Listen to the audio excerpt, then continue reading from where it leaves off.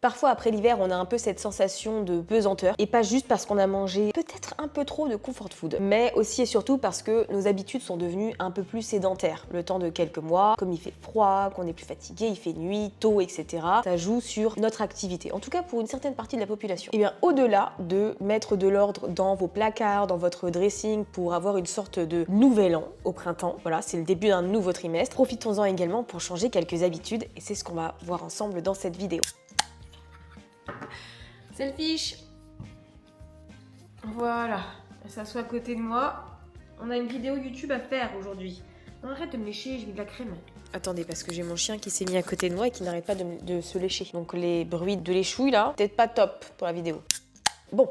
La première chose à faire, c'est de libérer son alimentation du poids de l'hiver. L'hiver, c'est un peu la saison de la comfort food. C'est la saison où on mange pour se réchauffer. Et moi, la première, il est hors de question que tu me donnes un plat froid alors qu'on est en décembre, que je caille et que je suis avec des chaussettes pilou-pilou. Mais en parallèle, le printemps, je trouve que c'est le moment idéal pour nettoyer un petit peu en quelque sorte son alimentation. Et donc ça passe notamment par le fait de manger plus léger, mais pour autant sans avoir de culpabilité. Ici, l'objectif, c'est pas de faire une cure détox ou d'avoir un régime hyper strict. C'est surtout de réévaluer ce qu'on va pouvoir mettre dans notre assiette. Donc la première étape, évidemment, c'est de commencer par intégrer des fruits et légumes de saison. On a les asperges, les épinards, on a les fraises qui vont arriver au mois de mai, etc. On va avoir des meilleurs fruits et légumes. No hate pour les clémentines, les patates, les choux et tout, mais les fruits et légumes du printemps et de l'été, c'est banger. Quoi qu'il en soit, avec les fruits et légumes qui vont arriver là, on va pouvoir réévaluer un peu notre assiette et avoir une explosion à la fois de goût, de saveur, mais aussi de vitamines. Je trouve d'ailleurs que le printemps, c'est aussi l'occasion parfaite pour apporter un peu plus d'intuition, mine de rien, dans sa façon de manger. Donc manger de manière intuitive, ça veut juste dire manger quand tu as faim. Pas manger parce qu'il est midi et que la société te dit que tu dois prendre ton déjeuner. Si tu n'as pas faim à midi, ne mange pas. Donc l'alimentation intuitive, c'est à la fois ça, mais aussi et surtout de manger de tout. S'il y a une chose qui vous fait envie, mangez-la. Parce que plus vous allez vous retenir de la manger et vous dire non, je peux pas, c'est trop gras, c'est trop sucré, c'est trop ceci ou cela, vous allez voilà, faire travailler ça pendant des semaines et ensuite vous allez peut-être faire une razzia, on ne sait pas. Alors que si vous en avez envie et que vous en mangez un petit peu tout de suite, au moins après vous pouvez passer à autre chose et vous n'y pensez plus parce que vous avez assouvi cette envie. Donc l'intuition, manger de manière intuitive, c'est aussi ça, c'est savoir se faire plaisir et manger un peu de tout sans se restreindre. Ce qui est le meilleur chemin vers les TCA finalement. Après bien évidemment, on est dans le ménage de printemps, donc faut pas hésiter à faire un peu de tri dans votre cuisine, dans vos placards, dans votre frigo. Faites un peu le tour là de tout. Vous voyez tous les pots de sauce dans la porte du frigo, tous les trucs qui sont là depuis belle lurette au fond et tout. Regardez un petit peu les dates, regardez si c'est encore bon, si vous allez continuer à les manger, sinon hop, ça vire. Pareil pour les placards, faites un peu le point, si c'est le bordel comme chez moi, commencez par tout retirer, nettoyer le fond et ensuite remettez ce qui est toujours d'actualité, voilà, ce qui est périmé, vous le jetez. Parce que mine de rien, quand on fait le tri de cette manière, qu'on nettoie son frigo et qu'on a une idée claire de ce qu'on a dans nos placards, bah, c'est beaucoup plus facile de trouver des idées de repas et de cuisiner. Et surtout, bah, ça vous donnera l'énergie, vous saurez exactement ce qu'il y a dans vos plats et vous serez fiers de vous d'avoir cuisiné des petites choses saines, gourmandes et parfois très rapides. Ensuite, on a toute la partie hydratation. Évidemment, boire beaucoup, c'est hyper important. Et je sais que c'est pas toujours facile parce qu'il y a certaines personnes,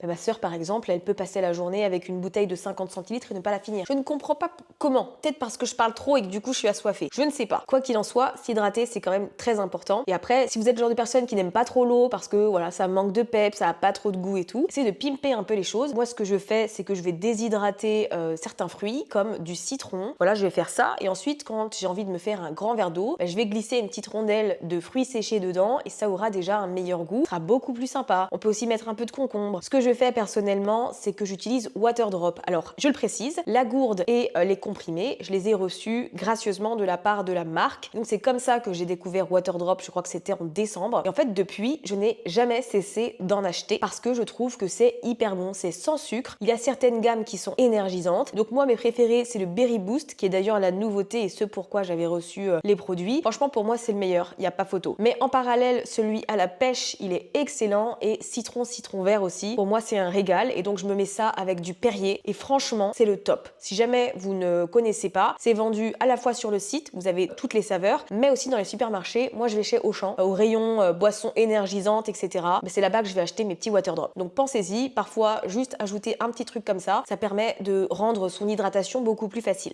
On parle de faire un grand ménage de printemps pour son bien-être personnel, mais le bien-être c'est pas que physique, c'est aussi mental et émotionnel. Et il se trouve que l'un des plus grands facteurs de stress dans la vie, c'est l'argent. Alors ne me demandez pas d'où vient cette information et la source c'est T'inquiète, mais de mon expérience personnelle, j'ai remarqué que l'argent était l'un des facteurs principaux de stress dans la vie des gens. Et je trouve personnellement que le printemps, c'est le moment idéal pour faire un peu de ménage dans ses finances. Et ça peut passer par 3 étapes qui sont relativement simples, mais qui peuvent déjà aider à se sentir mieux et à se remettre entre guillemets dans le droit chemin. La première étant de rembourser l'argent que l'on doit si on en doit quelque part. Que ce soit parce que vous avez pris un paiement en plusieurs fois et je sais pas, il vous reste 2 mensualités ou 3, mais vous avez l'argent là pour rembourser ça, faites-le maintenant. Comme ça au moins c'est fait, puis vous passez à autre chose. Si vous devez de l'argent à quelqu'un, bon bah voilà, essayez de voir comment est-ce que vous pouvez rembourser ça. Parce que croyez-moi que je pense qu'il y a qu'une seule fois dans ma vie où j'ai emprunté de l'argent à quelqu'un, c'était mon frère, c'était pour payer mon école de commerce. Parce que il me manquait un peu d'argent. En fait, j'étais pas sereine mentalement tant que je n'avais pas rendu la somme que je lui devais. Dès que j'ai commencé à gagner de l'argent après mes études et tout, je l'ai remboursé directement. Et disons qu'à chaque fois, en fait, c'est un peu comme si tu as une épée de Damoclès au-dessus de la tête et c'est pas du tout agréable de vivre au quotidien comme ça. Donc, si jamais vous êtes dans ce cas de figure où vous devez de l'argent à quelqu'un et que vous avez la possibilité d'en rembourser soit la totalité, soit une partie, honnêtement, faites-le et libérez-vous d'un poids. La deuxième astuce, c'est pourquoi pas d'adopter la méthode 50-30-20. Alors, je vous ai fait une vidéo où je vous partage des conseils basiques, mais très importants pour prendre en main ses finances. Si jamais vous ne l'avez pas vu, je vous la mets dans le petit i et j'espère que le petit i il est de ce côté-là et pas de l'autre, sinon j'aurais l'air maline. Mais bon, en tout cas, n'hésitez pas à aller la voir après. Mais l'idée, c'est d'avoir 50% de ce que vous gagnez pour vos besoins essentiels, 30% pour vos envies, pour vous faire plaisir, pour avoir des petites activités et 20% à épargner. Et en gros, le fait d'avoir un process comme ça où vous faites du 50-30-20, mais ça vous aide à prendre de meilleures décisions, ça vous aide à être plus responsable et surtout à être beaucoup plus consciente finalement de là où votre argent va partir. Elle me pousse ou je rêve là? Et après, avec ces 20% que vous mettez de côté, soit vous vous achetez un truc que vous kiffez, je sais pas s'il y a un ordinateur dont vous avez besoin, un outil ou ce que vous voulez. En fait, le fait d'avoir mis tous les mois 20% de ce que vous gagnez de côté, croyez-moi, vous allez atteindre votre objectif et réaliser votre envie beaucoup plus rapidement que vous ne l'imaginez. Et la troisième astuce, c'est de vous créer un fonds d'urgence si vous n'avez pas encore d'argent de côté. Et je ne vous blâme absolument pas, puisque quand je suis arrivée à ma trentaine, j'avais toujours pas d'argent de côté. Donc si c'est votre cas, c'est pas grave et il est jamais trop tard pour commencer à s'y mettre. Et l'idée, c'est d'avoir une sorte de fonds d'urgence. Donc soit vous prenez un livret, soit vous ouvrez un autre compte chez une autre banque que celle que vous avez. Et en fait, régulièrement, vous allez faire l'effort de mettre de l'argent dessus. Et cet argent, vous n'allez le toucher, comme son nom l'indique, qu'en cas d'urgence, parce que c'est un fonds d'urgence. Donc si jamais, je sais pas, vous perdez votre job, peut-être que sur votre fonds d'urgence, vous avez de quoi continuer à payer le loyer pendant quelques mois. Si vous avez besoin vous avez une voiture et qu'il y a un problème technique qui malheureusement coûte cher, et bien dans ce cas-là, le fonds d'urgence, il sert aussi à ça. Et bien croyez-moi, ça aide quand même à avoir l'esprit tranquille et surtout, faut pas prendre l'habitude de piocher dedans pour arrondir les fins de mois. Si vous n'arrivez pas à finir vos fins de mois, c'est peut-être parce que vous dépensez plus que ce que vous gagnez, que donc vous vivez au-dessous de vos moyens. Donc ça nécessite de reprendre littéralement vos relevés bancaires sur les 3 derniers mois et d'éponger en fait au maximum, de retirer toutes les choses que vous n'utilisez plus, qui ne vous servent plus, etc.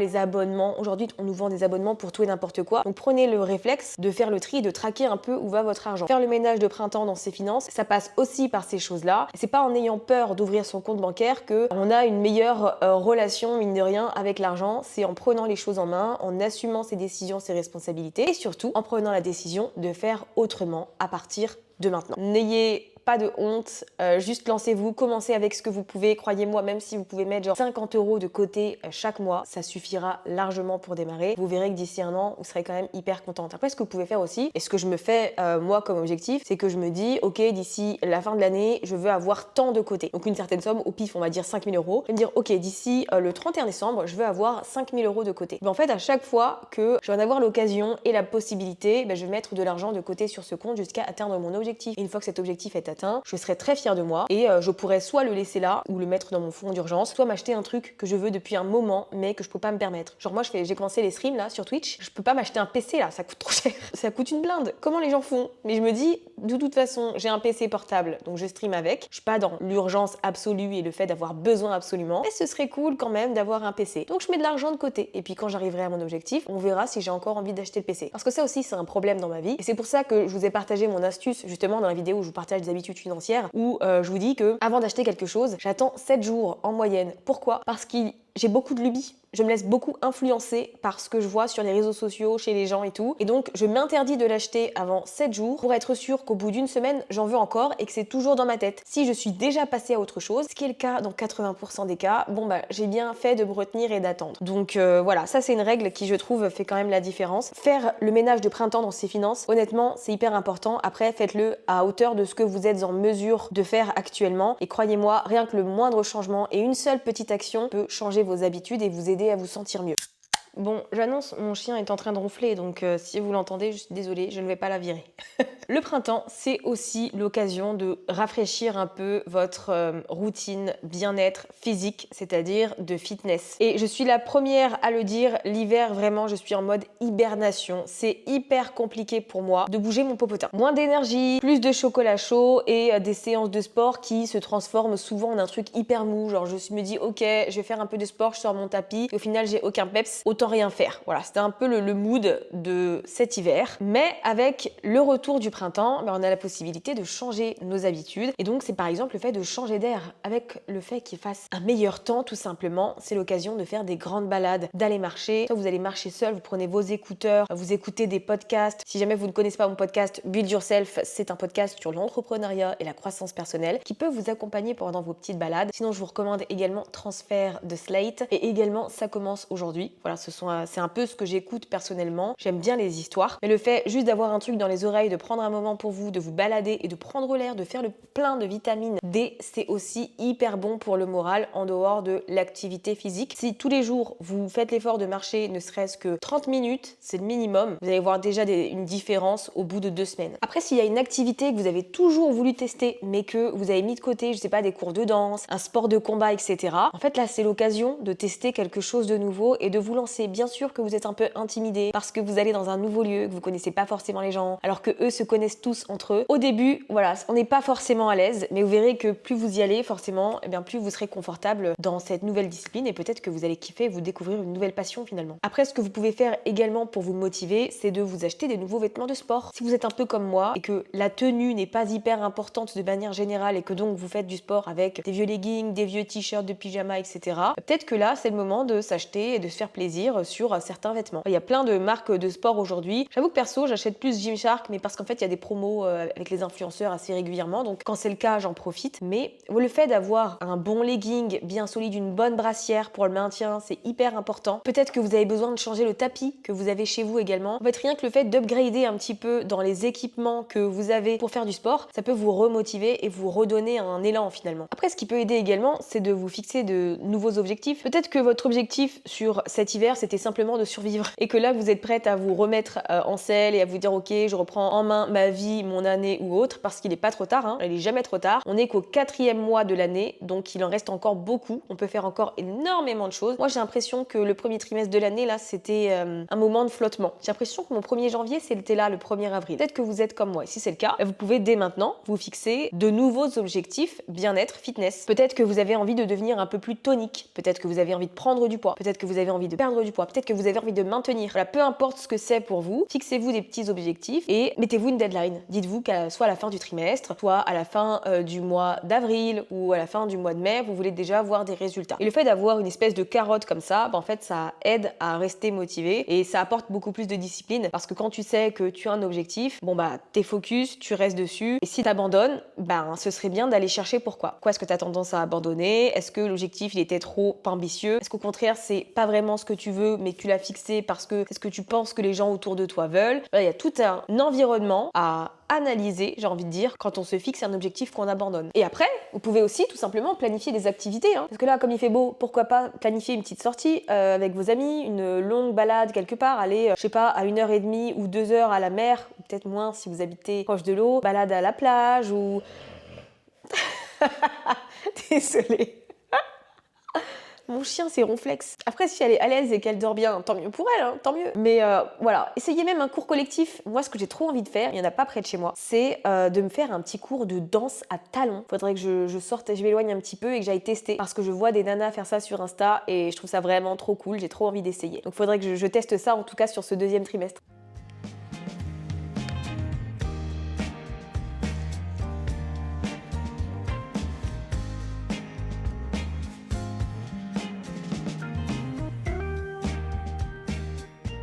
Après, ce que vous pouvez faire également, c'est faire un ménage de printemps, mais version digitale. Je suppose que votre téléphone est une source infinie de distractions. Et peut-être que vous en avez marre de voir le nombre d'heures que vous passez dessus. Parce que moi, c'est le cas. Quand je reçois la notification tous les lundis, si je ne me trompe pas, sur mon téléphone, vous avez passé X nombre d'heures en moyenne sur votre téléphone la semaine dernière. Ah, parfois, ça me fout un coup. Eh bien, le ménage digital, ça passe par là. Dans un premier temps, se désabonner des newsletters que l'on ne prend plus plaisir à lire ou que l'on ne trouve pas utiles. Voilà, tout en bas des emails, il y a toujours le bouton se désabonner. Donc autant le faire. Voilà, se poser 2 minutes. Alors si vous êtes le genre de personne qui a genre 1000 mails pas ouverts sur sa boîte de réception, vous me tendez. Ça me tend les gens qui font ça. Et en plus, qui au lieu de se désabonner, se contentent de supprimer les emails, qui du coup continuent à en recevoir. C'est terrible. Je sais pas comment vous faites. C'est une source d'angoisse pour moi. Mais quoi qu'il en soit, faites un peu déjà un tri dans les newsletters. Ensuite, faites le tri dans vos abonnements, que ce soit sur YouTube. D'ailleurs, abonnez-vous si vous n'êtes pas abonné. Pas hésiter à soutenir les petits créateurs. Et faites également le tri dans vos abonnements sur Instagram. Il y a cette petite catégorie là, les abonnements avec lesquels vous avez le moins d'interaction. Regardez dans cette liste-là s'il y a des choses que vous pourriez retirer, des gens que vous pourrez unfollow. En fait, tout ce qui, pour vous, ne va pas susciter du positif et ne va pas nourrir votre bien-être, qu'il soit mental ou physique, plutôt faire naître des émotions négatives, faites en sorte de vous en séparer tout simplement. Après, ce que vous pouvez faire également, c'est retirer les notifications. Pour ma part, par exemple, elles sont dans le centre de contrôle. Donc, quand je baisse mon téléphone, est-ce que j'ai des notifications? Parce que sinon, ça va être chiant si vous voyez mes notifs. Ouais. Donc, moi, par exemple, hop, mes notifications, elles sont que ici. Une fois que mon téléphone est verrouillé, je n'ai plus de notifs jamais, ever. Je ne veux pas de distraction de ce type sur mon téléphone et honnêtement, ça change la vie. Au moins, quand t'es focus sur quelque chose ou que t'es dans une conversation, t'as pas un truc qui vient te distraire parce que ta curiosité fait que t'auras envie d'aller voir. Faites le tri également dans votre dossier téléchargement sur votre ordinateur. Faites le tri dans le dossier documents. Mettez des choses sur disque dur pour aérer un peu tout ça. Faire une petite détox digitale, c'est ça aussi. C'est voilà, faire en sorte que votre univers soit suffisamment clair pour que vous ayez un sentiment de légèreté et de clarté aussi. Et puisqu'on parle de digital, le printemps, c'est également l'occasion idéale pour refaire le point sur votre agenda. Plus vous avez de la visibilité et un cadre autour de la façon dont vous dépensez votre temps, moins vous aurez le sentiment de vous éparpiller et de courir après le temps à chaque fois. Donc pour ça, bien évidemment, il faut apprendre à dire non. Il faut arrêter de dire oui tout le temps dès qu'on vous propose un truc, soit parce que vous ne savez pas refuser, soit parce que vous avez peur de manquer quelque chose ou de passer à côté de quelque chose. Avant de prendre la moindre décision, regardez votre agenda et voyez si c'est possible ou si au contraire ça va vous mettre en galère par rapport à d'autres choses ou d'autres engagements que vous avez déjà pris. C'est hyper important de prendre du temps pour vous et de pas vous reléguer au second plan. Et de même, il faut réévaluer vos priorités. Ce qui vous nourrit et vous donne de l'énergie doit être intégré de manière prioritaire dans votre emploi du temps. En fait, je trouve que le printemps, c'est clairement l'occasion de prendre du temps pour soi de manière générale. Et ça inclut des petits gestes hyper simples du quotidien comme le fait de se prendre un bain. Voilà, une fois de temps en temps, ça fait du bien. D'aller se payer un massage ou ce genre de choses. Ce que vous pouvez faire également, c'est vous faire, pourquoi pas, un petit challenge bien-être. J'ai une vidéo que j'ai publiée il y a pas longtemps. Je vous la mettrai à la fin de celle-ci, comme ça vous n'avez pas besoin de chercher, ainsi que dans la description, où je vous partage un challenge sur 7 jours. Une action que vous pouvez faire chaque jour pendant 7 jours pour prendre soin de vous et incorporer de meilleures habitudes dans votre quotidien. L'important, c'est que vous ayez quelque chose qui vous permet de prendre soin de vous. En fait, c'est totalement bête, mais véridique. Plus vous prenez soin de vous, mieux vous vous sentez de manière générale et donc dans votre quotidien. Vous prenez de meilleures décisions, vous vous sentez beaucoup plus apaisé, vous faites beaucoup plus attention à vous, tout simplement. C'est aussi pour ça que je vous ai déjà dit dans plusieurs vidéos que même si vous bossez de chez vous, comme moi, en fait, c'est important de se make-upper, de se coiffer, de s'habiller, même si on va nulle part, juste pour soi, en fait. Pour prendre soin de soi. Et bien sûr que des fois, je suis en mode potato dans mon canapé, je ressemble à rien avec mes cheveux frisés en pétard et tout. Il n'y a pas de problème, j'ai des jours comme ça. Et la plupart du temps, je fais l'effort de mettre des bijoux, même si je suis chez moi. Je me maquille parce que ça m'aide aussi à me sentir mieux. Et ça nourrit aussi mon estime de moi, en fait. C'est hyper important. Donc voilà quelques habitudes que vous pouvez mettre en place pour faire un peu votre ménage de printemps, mais version bien-être physique et mentale. Vous n'avez pas besoin de tout changer d'un coup. Vous n'avez pas besoin d'appliquer toutes les choses que je vous mentionne dans cette vidéo. N'en prenez qu'une, celle qui vous parle le plus. Concentrez-vous dessus et croyez-moi, vous verrez déjà la différence d'ici quelques semaines. Si cette vidéo vous a inspiré, qu'il y a un point que vous avez envie de travailler, n'hésitez pas à me le dire dans les commentaires parce que ça me fait toujours plaisir. Et sinon, abonnez-vous, comme ça vous serez au courant de la prochaine vidéo. Je vous dis à bientôt. Salut!